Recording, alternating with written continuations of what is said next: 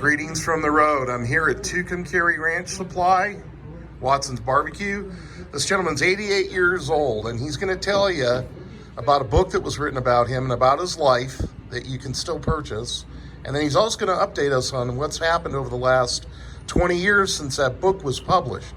So I'm going to turn it over to him and let him tell you his story. Well, my name's Leroy Webb. I was born in 1933. Just out on a ranch. My dad was just a cowboy, and that's all I ever was. I left school in the 8th grade. I left home. Just went to punching cows. Traveled all over the country, just working on ranches. Worked on a lot of different ranches.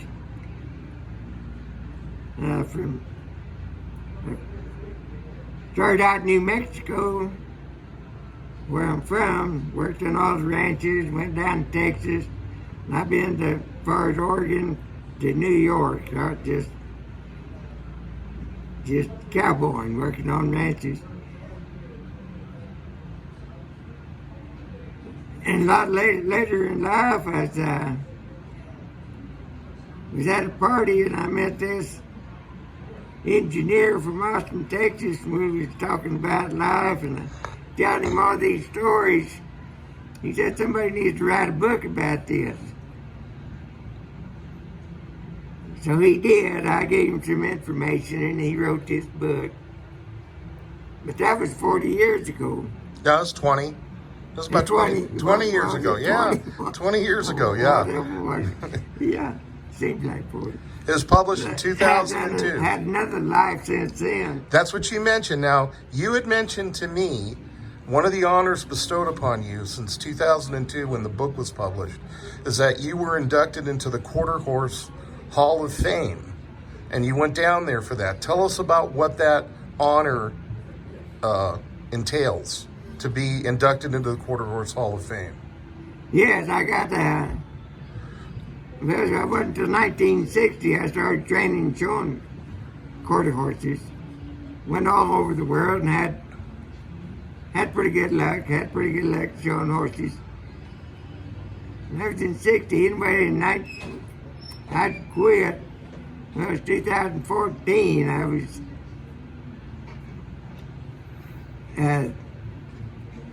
inducted into the Quarter Horse Hall of Fame. And that was a pretty big deal in my line of work. That was a pretty big honor.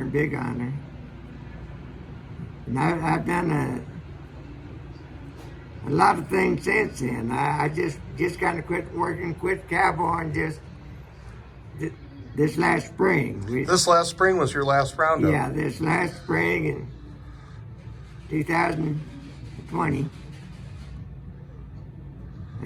We half brand cattle. And then I decided, just 88 years of it, I decided to slow down, back off. Now, one of the ranches that you worked at was the 4.6s in Texas. You worked there in the 60s at the 4.6s? Yeah, in 50, I was working at the Matador Ranch.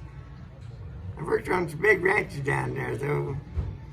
Renner Ranch, Long X's, the Matador Ranch, and I left there, I think it was 49 or 50, and hired out to 4.6s, and I wasn't there long. I had itchy feet. I couldn't stay nowhere. I had to go someplace. I've been on a lot of different ranches. I've been on probably 50 different ranches, I imagine. No telling, a lot of them.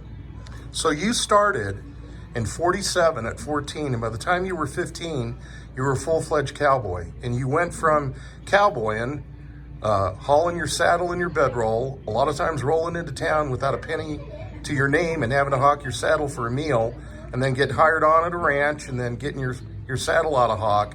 You evolved from that to actually managing ranches. You managed some pretty darn big ranches in the West, and then you got into the quarter horses. You also did cowboying. And you also rodeoed, right? Yeah. Professionally for prize money. Wow, that's amazing. So This is just an introductory video, folks. This gentleman is eminently fascinating. I suggest that you get a copy of his book and you read it. What's the name of the book? Book, The Last Cowboy. The Last Cowboy. I got an autographed I copy. got from that engineer. He decided on all that. And this is the beginning of a journey, another journey. Leroy told me that since that book was written, he's had what he considers as another life, which I consider a chapter in a book of someone's life. And I know some of you can relate, but maybe with the start of this video, this is another chapter in that book. Who knows? At 88, he's still raring to go, and maybe something good will come out of this. To my cousin Mike up in Idaho, I took this video for you, Mike. It's one of several I'll probably take. Everybody have a good week. That's it for me from the road. Everybody travel safe, arrive alive. Have a good evening or a good afternoon or a good morning. Bye.